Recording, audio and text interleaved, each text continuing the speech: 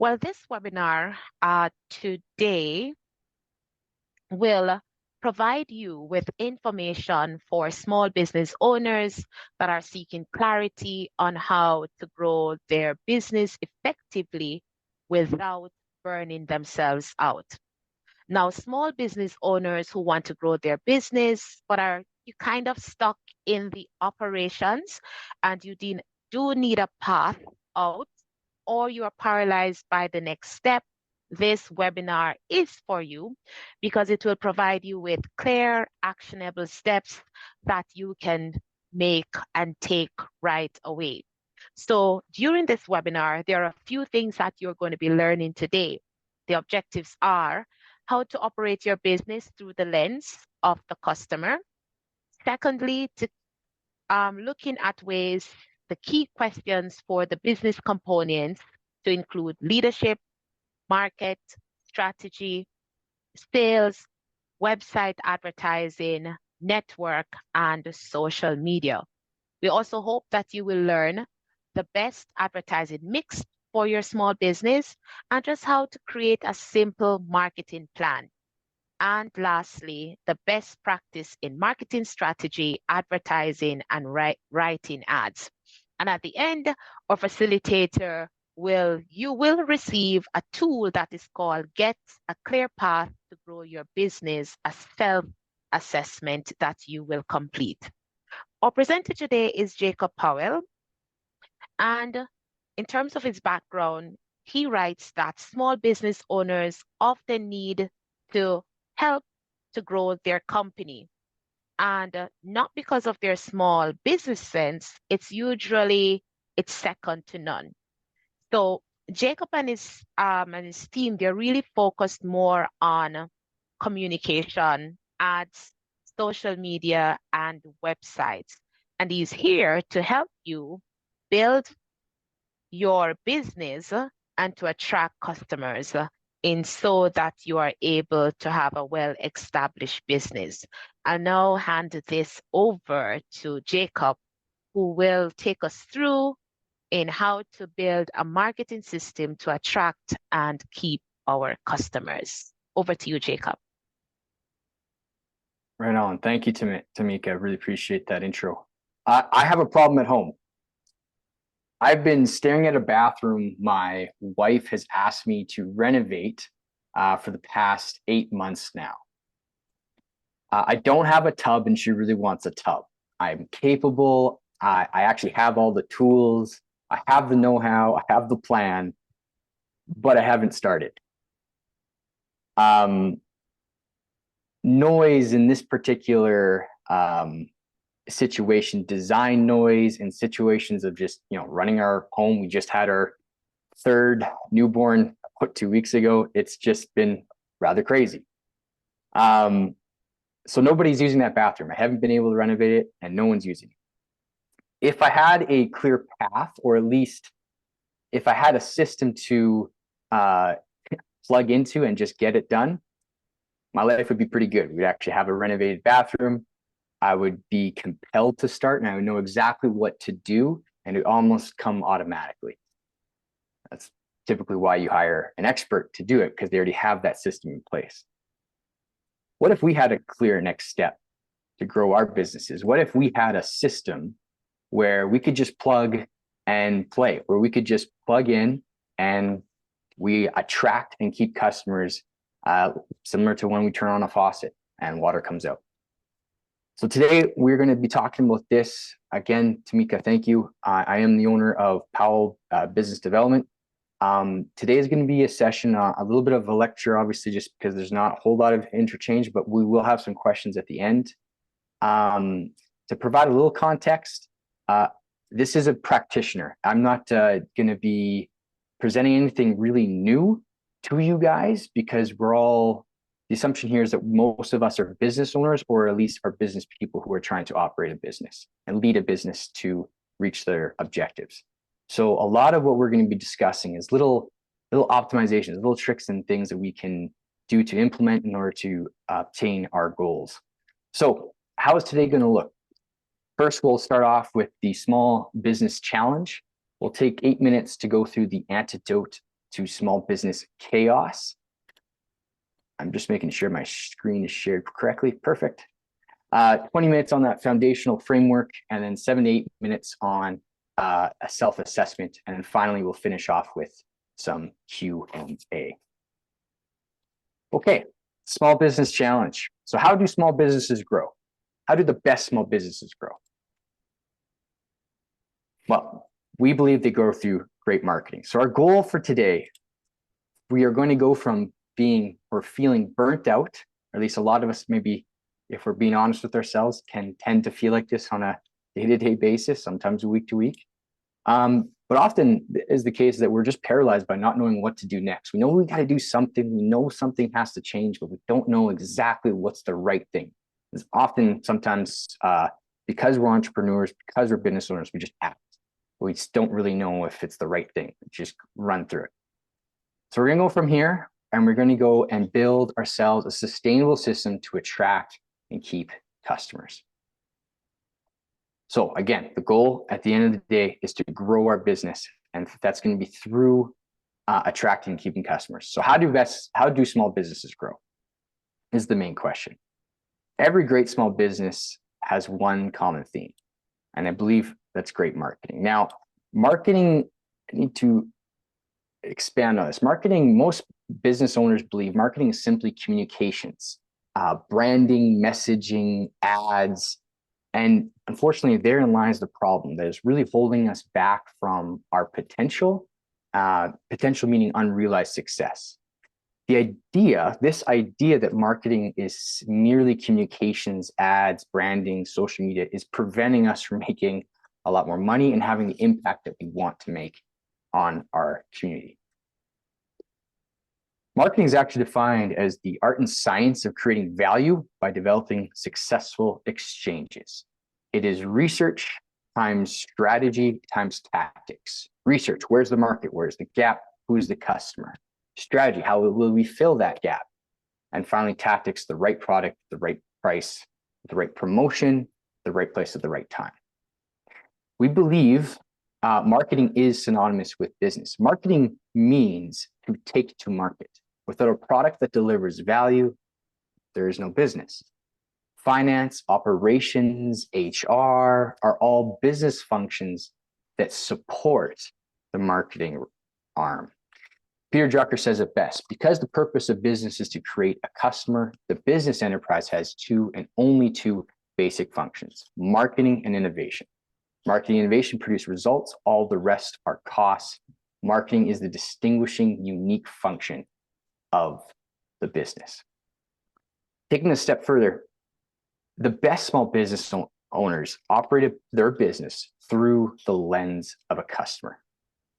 So the context in which great small business owners use to get a clear path to grow their business, to attract and keep customers, is always through their perspective, through customers' perspective. Success is determined by how well we can operate our business when thinking about the customer, not just thinking about how do we make money or how can we make our life more easier. It's also, in fact, even more so, how do we serve the people that we're trying to serve? Now, it's idealistic, I understand. Owning and operating a business is difficult. There's a lack of time, lack of funds, lack of people, always typically feeling burnt out, trying to manage the cash flow, always looking to attract new customers and then keep the ones that we have. So I get it. It's not, in an ideal world, we want to serve everybody and we want to serve everybody as well as we possibly can. But as small business owners, our challenge is that we can't do that without some sort of system. And this is what I mean by that. Stephen Covey had this great quote: your systems are perfectly designed to get the results that you are getting. So if you're a small business owner, if you're a marketing manager for your firm and you guys are looking at the results and you're looking for, oh man, what's the silver bullet? How can I attract and keep customers sustainably? Right now, you are getting the result that your current system is set up. In other words, the system that you currently have, whether you know it or not, is getting the results that's perfectly situated to that. So today I want to shine a light on that system, shine a light on the marketing system that we're all basically using, and try to focus in on key areas where you can make little changes to really get a better result, if that's the desire. Now, I do have to address a couple of some myths here. So without clarity, noise distracts. Again, going back, your systems are perfectly designed to get the results that you are getting. And what that means is sometimes the noise out there, the trends, AI, social media, which channel, etc., those different trends that are coming up in the marketing space and the business space tends to distract us from what actually matters and what matters most. So marketing myth number one, marketing is simply communications. Well, we know that it's not. There's a lot more to it. A second myth that's out there is that marketing is change. It's changed forever. It's going to be changed now that we have AI and we can generate new images and we can get the AI to do graphic design, run ads, run a business plan, run a marketing strategy, etc. Well, let's go back to the definition. Definition of marketing is the art and science of creating value by developing successful exchanges. It's about creating value and delivering value to customers. Now, who's the customer?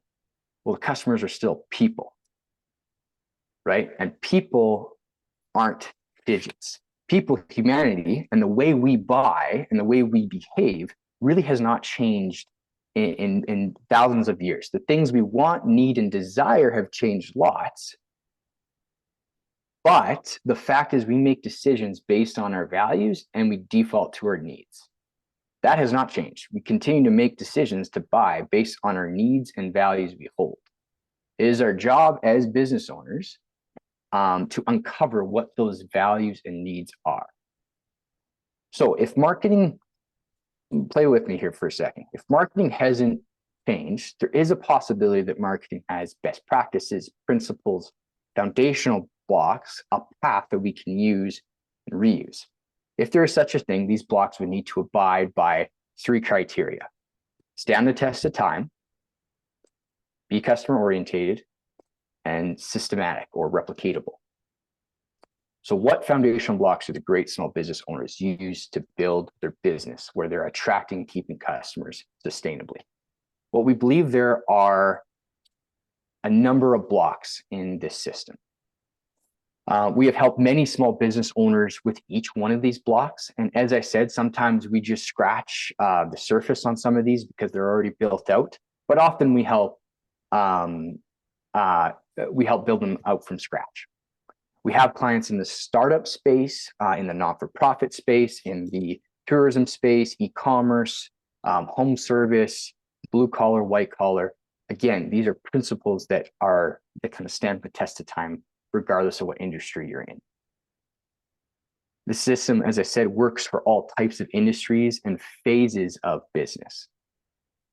So let's go through each one, real quick overview, and then we'll kind of go through key questions for each one that I want you to ask yourself for your business and for the organization that you're leading. So first block is leadership. So this is know where you are and where you want to go before tackling any marketing to fill that gap. The second block is market. This block provides the no BS view of exactly where your business stands in the marketplace so you can make informed strategic decisions. Strategy is choosing what not to do. It's the theory you hold that will provide a competitive advantage in the marketplace. After these core, I call these the core 3. After the core 3, leadership, market, strategy is in place, it unlocks the other 4 tactical pieces. So when you're thinking through, okay, Jacob, I need to attract and keep customers. I'm getting some traffic to the site. I don't have a whole lot of sales. What's going on? We often start here, starting with leadership, market, and strategy. Sometimes it's just optimizing these 3 things and the rest, it just unfolds. So let's go through each one. So sale, as I said, once the core 3 is built, the nodes of this system, they begin to turn on. The first node is sales. Sales is the block where we talk about the sales process, and that's about documenting any interaction a customer has with your business. Website, capture leads are found and distinct. You're better positioned to harvest the value you create. The advertising block we talk about here is every business reaches an inflection point. At this point, you choose to advertise and achieve growth, or not advertise and stay exactly where you are. Finally, the network block. And the network block is about the influence impact you have. There are many tools that you can facilitate your influence at scale.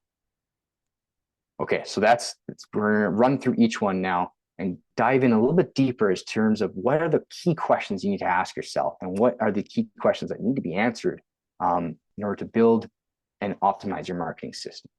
So leadership block, again, leadership is influence. Leaders cast vision, and vision consists of core values, a purpose statement, and a mission. The key questions here are, the first one is, what is your vision for your business? The second key question here, who are the people you need to fulfill your vision for your company? And the third key question is, are your meetings propelling the business forward? So let's go back, take a step back. Vision. What is vision? For us, vision involves three different things: core values and beliefs, purpose statement, and a mission statement. What are core values? Consider these the guiding principles, the things you take with you regardless of the industry or company that you're in. Your purpose statement is the essence. It's like your guiding star that you'll never be able to grasp, but that you're always looking towards. And finally, the mission statement, it's the hill or the mountain in which you climb to try to touch that guiding star. So that's the vision for your business. Now, I did see some people chime in here where there are some marketing managers and people who are taking care of the marketing arm for their company. You need a good vision from your boss, from your manager, from the owner of the company that you're working for or the organization you're working for in order to put quality marketing material together. We'll get into that in a minute. Who are the people that you need to fulfill your vision? So do you have the right people on the bus? So this is for the business owners. Do you have the right people on the bus in the right seats? Which seats are missing? Chart the path you need to fill those seats if and when your goals are hit. Finally, again, the last question, are your meetings propelling the business forward? This entire marketing block system, it's not a quick hit and done, but you need to have the proper meetings in place within your organization so you can keep accountable and get feedback. And that's the whole point. So set meetings so you can evaluate the opportunities as they come. The goal here is to articulate a vision one-pager. So this is sort of the deliverable on the leadership block. So this is Powell BD's one-pager. Our values and beliefs: faith, family, stewardship, growth, and adventure. Our purpose statement is helping owners develop a clear path to grow their business. And our mission statement is business owners worldwide seek us out to develop marketing and business systems that produce predictable results. So this is the vision one-pager. You should always have this in the front and center as we go through the marketing system. So from leadership, we go into the market. Okay. The market block. The market foundation block creates your, what we call a market snapshot. And that snapshot is the market size in dollars, your business share of the market, and competitors' market share. So first key question here is, what is the growth potential in the category your business operates in dollars? Sometimes your decisions or goals that you've created in the leadership block require business to expand your current category because that category simply cannot fulfill that goal or vision. Take the time to evaluate if this category in your business should be operating in. Second key question, what are the 3 to 4 customer segments that the entire market has access to? So this isn't your avatars. This isn't customer segments or groups as it pertains to your business. This is the market overall. So all your competitors should have actually similar segments. These are not unique customer groups, as I said, to your business. You're trying to get a market or a snapshot of what the market is, not just your business. So going back to trying to serve the customer and operating your business through the lens of a customer, your customer has a lot of different options and they're not thinking of your business nearly as much as you're thinking of your business. And it's sort of, yeah, it's counterintuitive common sense. You don't really need to say that, Jacob. However, you do, because they have also a lot of different options. And sometimes it's not even your closest competitor. Sometimes it's just a substitute. For example, Great example for tourism here. One family could go and tour and do tourism or visit or go to a destination hotel up north in Saskatchewan, south, like Diefenbaker, I think I saw, or they can go to Hawaii. Those are two viable options for this family that they're thinking about. Now, you got to delineate when they're thinking about these different things. So we'll get to that in a minute. Third key question and last one is, what are the 3 to 4 value drivers customers evaluate when buying in this category? Value drivers, in other words, are reasons to buy. What are the reasons that they're buying within this category? What are the reasons they're buying a hotel in Saskatoon? What are the reasons that they're going to a museum in Saskatchewan? So how does this all work? What do we want? What is the result after this market block? This is what the market snapshot, or an example of what a market snapshot can look like. So this is an example of a retail store that we served. This was done about 3 years ago, but it's very, very telling. So they're a liquor store at a market size of $37 million just within their area. Their value drivers or reasons to buy was, again, this is all customers, were based on convenience, price, and experience. So when we think of a liquor store, we think of our nearest liquor store, the convenient one. Maybe we go across to a different liquor store that has a better price, and maybe we go to the one that's got a little bit more of that sommelier type feel to it. Because convenience is so high on the reasons to buy or to shop at a liquor store, geographic groups were created, segments were created. So you have your primary segment, your secondary, and tertiary. A little bit of context here. This liquor store came to us wanting us to build an e-commerce store. E-commerce stores are expensive, especially when you have about something like 15,000 SKUs. It was absurd. It would have made our firm a lot of money. However, we still do this market snapshot. And the reason why is for this exact reason. What they found is that most of the market, $37 million, were already in their circle or area, around two and a half clicks around the store. As I said, they scored high, all groups scored high on reasons to shop at a liquor store, which was obviously based on convenience. So because the market breakdown, because most of the market was in the primary, 75% of that $37 million were in the primary segment. And because the convenience level was high and we could offer that convenient, that became our rating of first.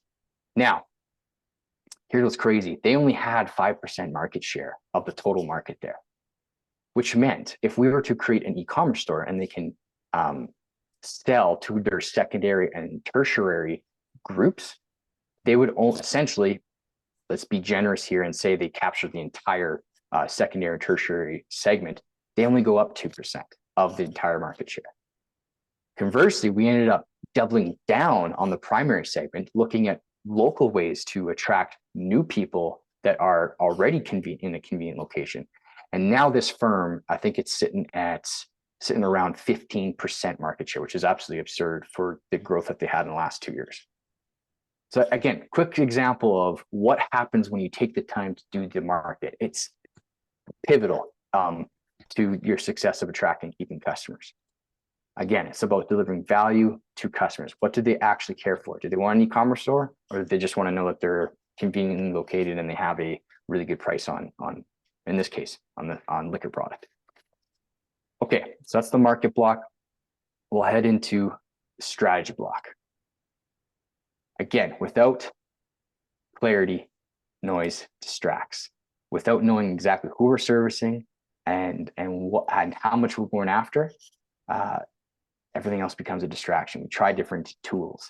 So strategy, again, is choosing what not to do. It is the theory in which you use to grow your business. So the first key question here is, who are you targeting?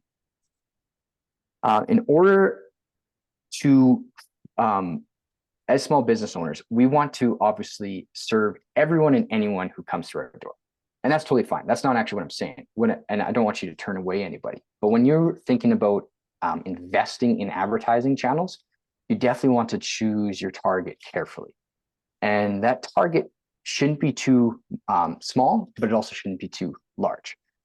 A great tool to use here is, or another question to kind of flip this question on its head is, who do you not target when choosing what not to do in your strategy? Second key question here is, what is your purchase funnel? It's about understanding where your leaky holes are when customers go through your funnel. So you can think of the funnel, upside down funnel. Third key question here is, what will you be positioning? So positioning is the act or the art and science of positioning what you want your customers to remember your brand. So said in a different way, what are the 2 to 3 words you want to be remembered for? How will you position your brand within that category? So as I said back in the market block, you have competitors, you have substitutes, but what are the 2 to 3 things that your customers are thinking about when they think about you?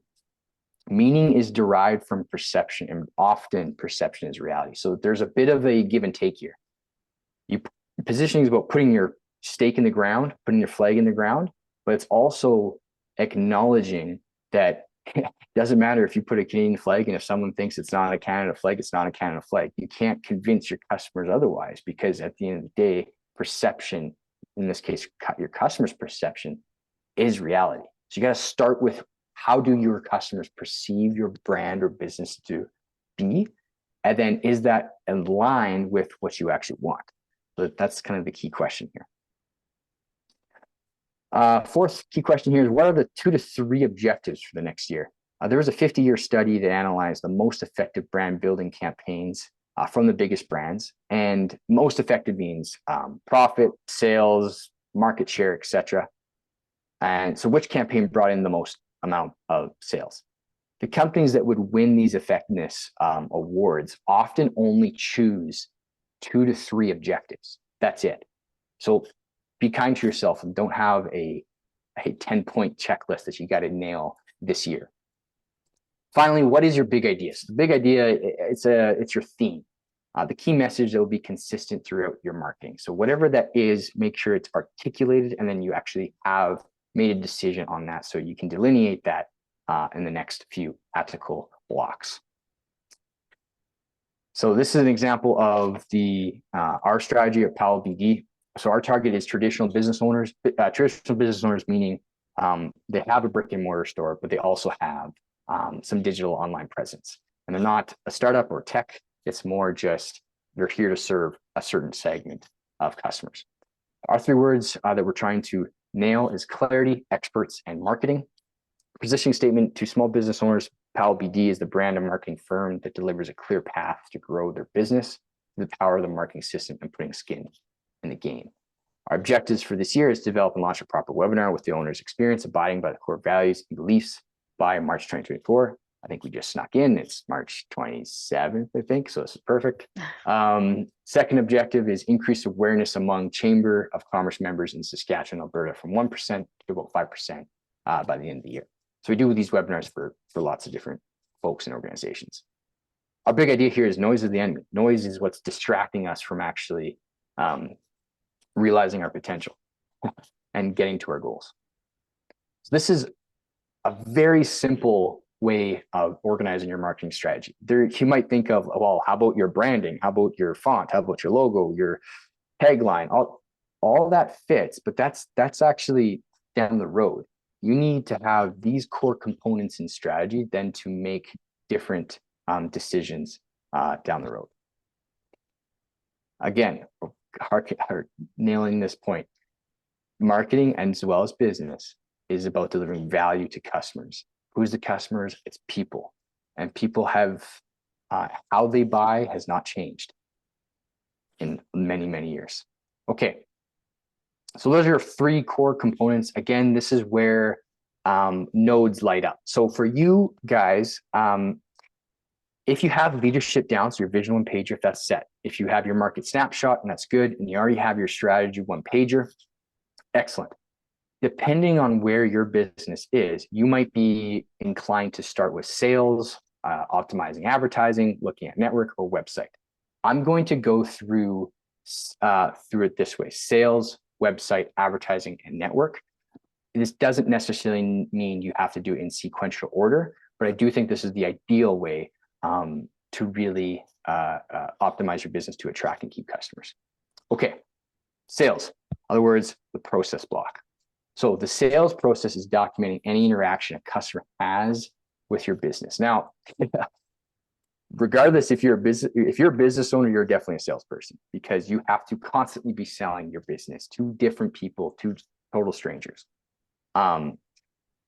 Salespeople or sales in general has a negative connotation to it, but really that's why we have process. It's just, what is the process you want your customer, your typical customer, to typically go through? That's what we're talking about here. So the first, obviously, key question is, what is a sales process? Take time to articulate it. Put it on paper. Your business rises only as far as your leadership.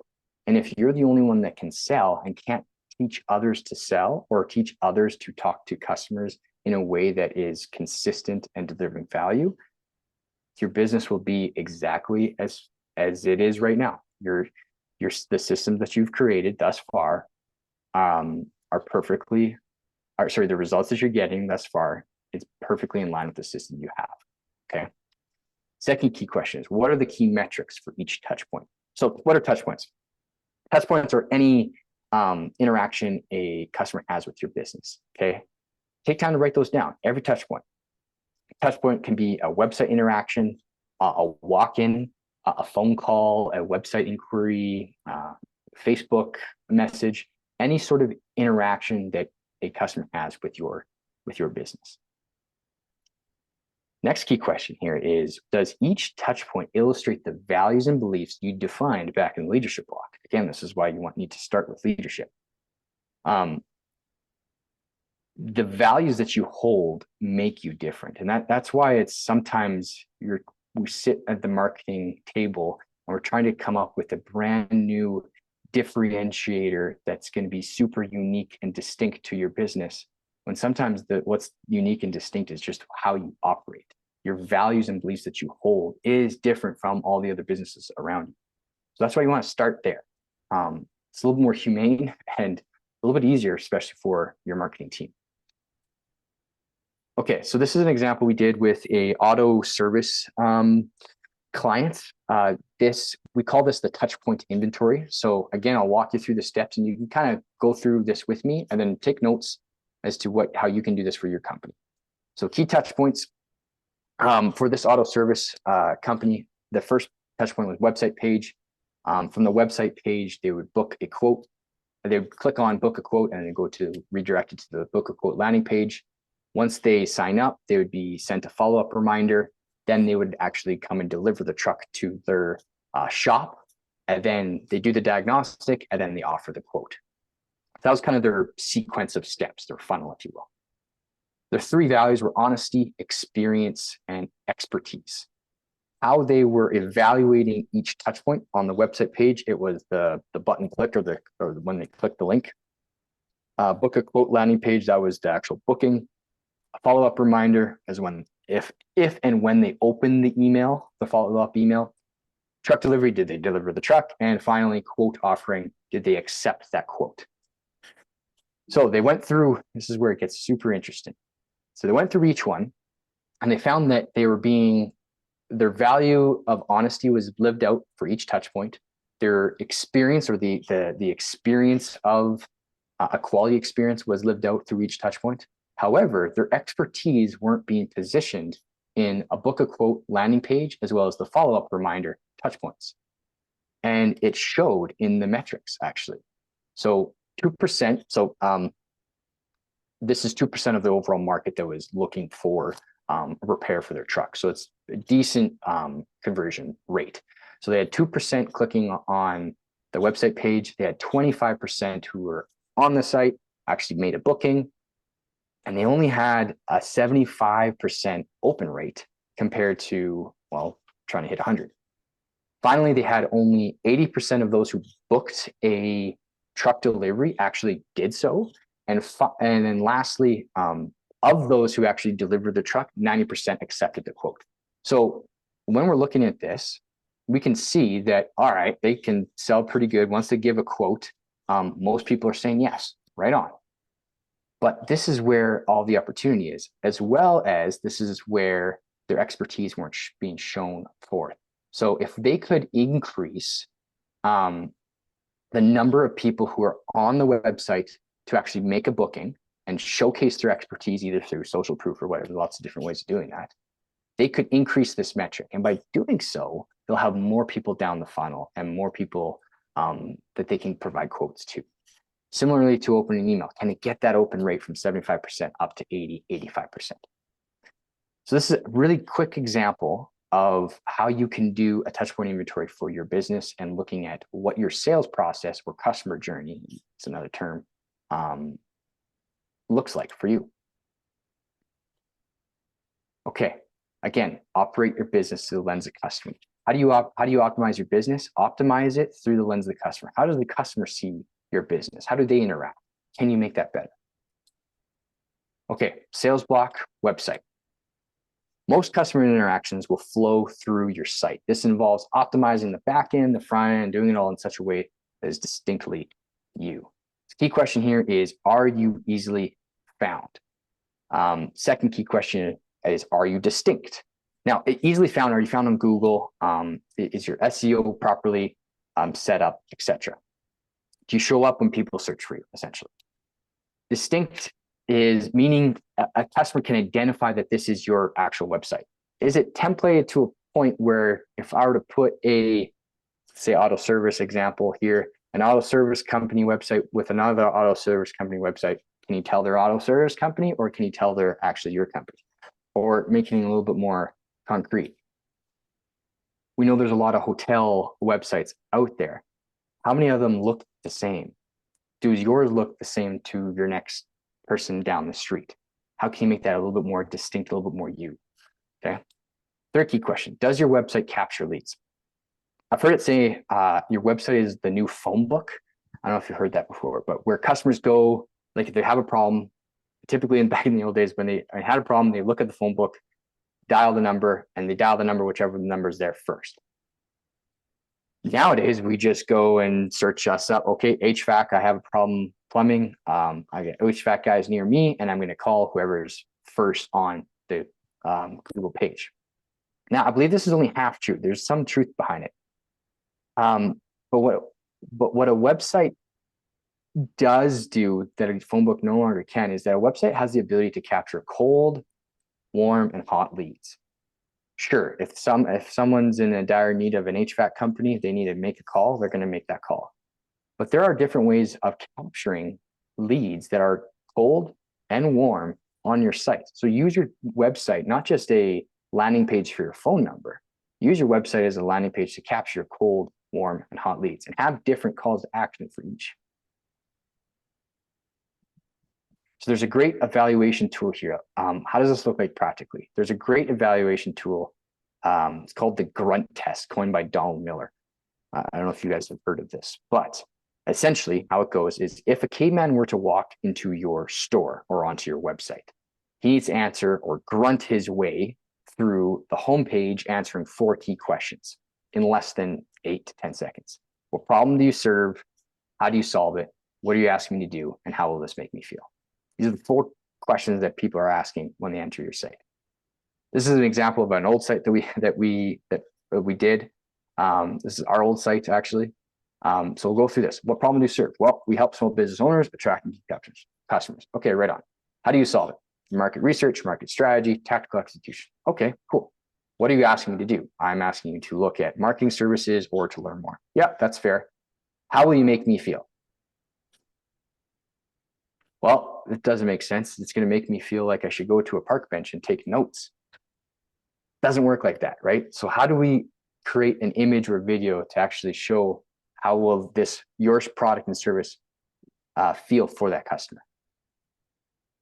Again, marketing and business are synonymous. Because business purpose is to create a customer, and to create a customer, you need to understand why customers buy from you and your category and what problem do they need help solving, which is a marketing function. Okay.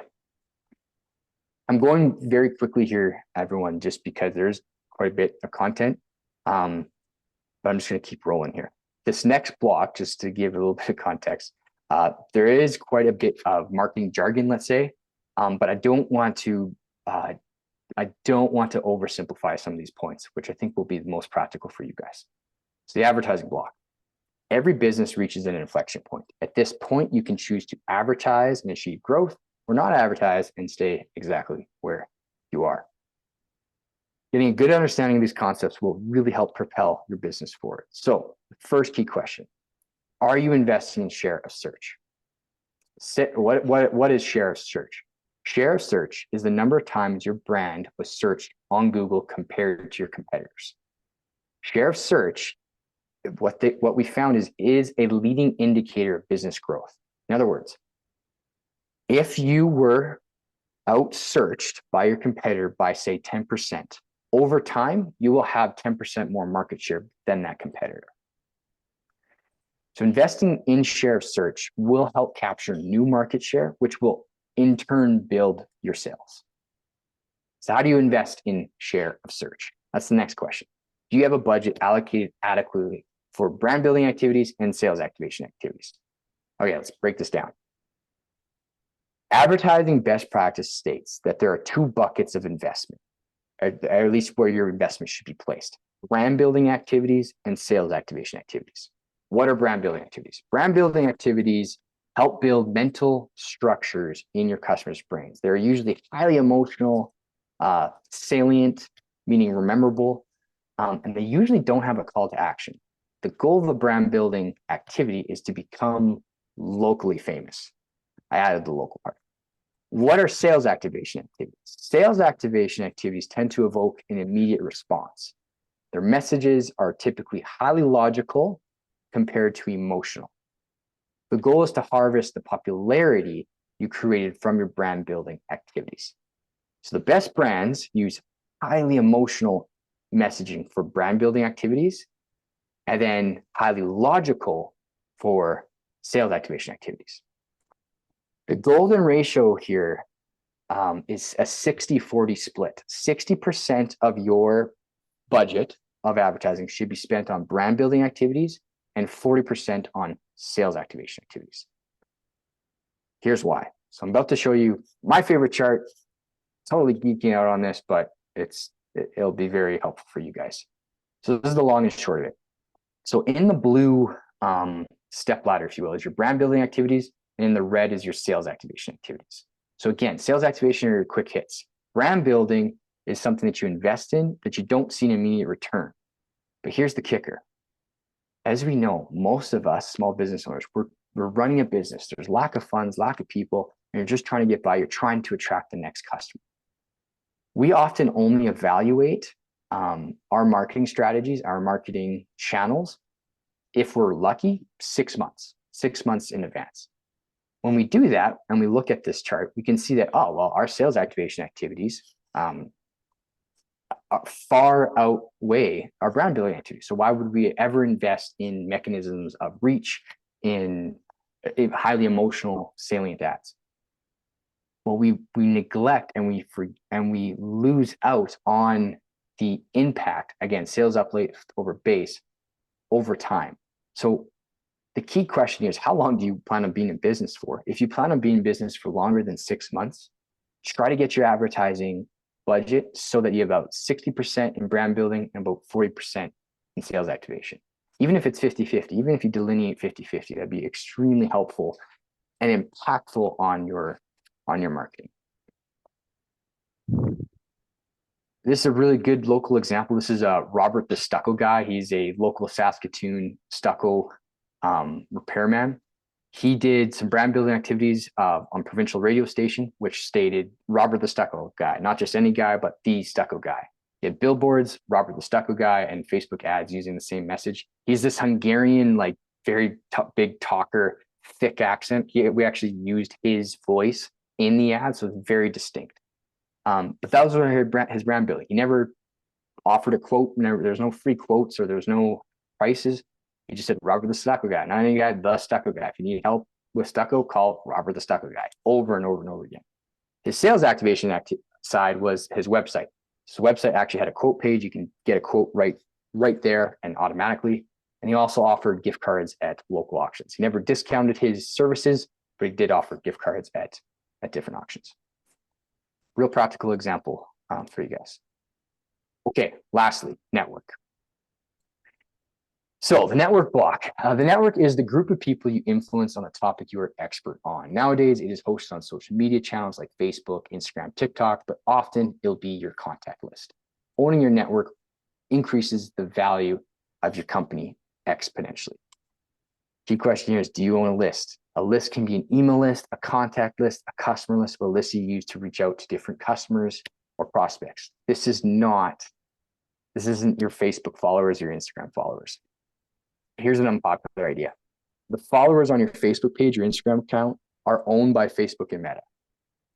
You don't own them. The content you produce on these platforms benefits Facebook as much as you, if not more.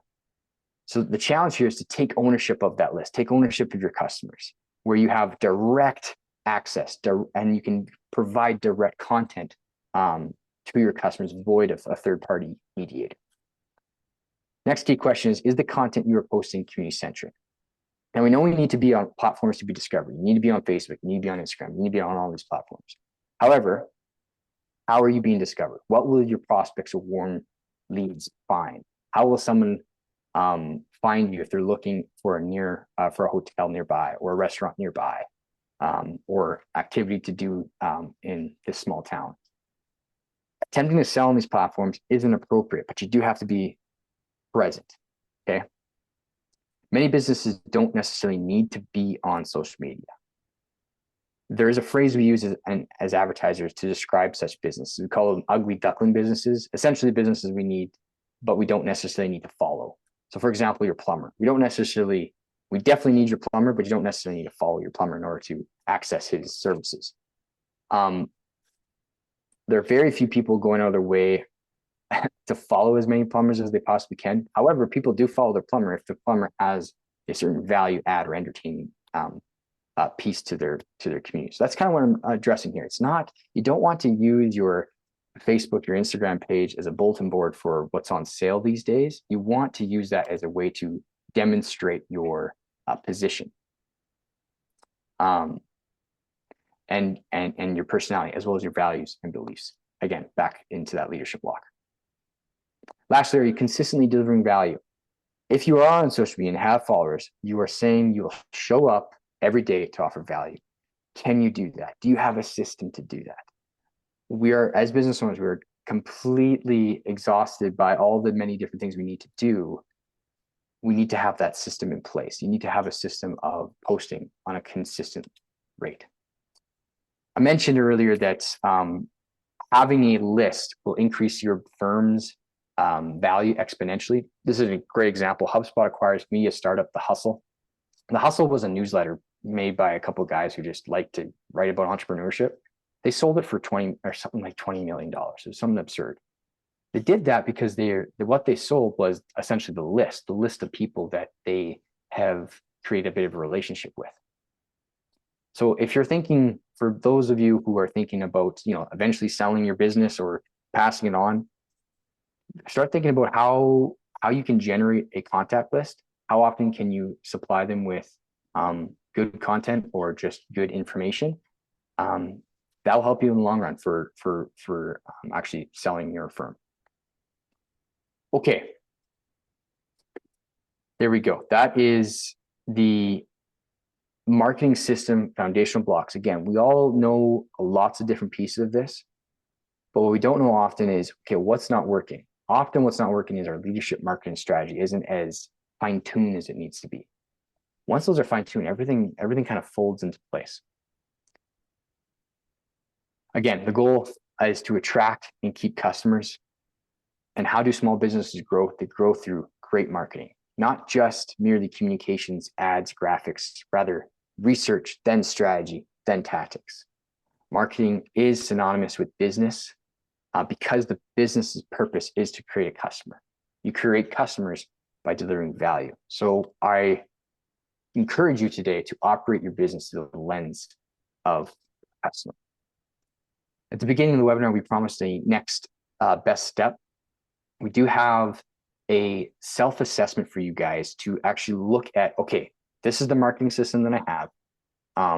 I need some sort of way to start. How do I start, Jacob? Where should I start? Do I start with leadership? Well, not necessarily. I'm going to provide you with the link of this self-assessment. It'll take about I think we actually have just enough time. It'll take about 4 minutes to complete. It's 52 carefully crafted questions, yes, no, maybe questions that you just answer. And then you're actually given a report at the end with a whole bunch of different articles and resources and tools you can use. So for example, if your website isn't as optimized as can be, we provide you with a whole bunch of tools depending on where things are at. Okay. So I will stop my shared screen here and I'll throw in the self-assessment into the chat here. Should I throw it into the chat or the Q&A here, Tamika? You can just throw it in the chat so where everyone is able to see. No problem. Okay, there we go. So in case we run out of time here, I can stay on for a few more minutes, no problem. Like I said, the link itself or the self-assessment itself, it only takes 4 to 5 minutes. So I encourage you to do that and get a custom report for you guys. So that very well concludes the how to build a marketing system to attract and keep customers. Thank you everyone for joining.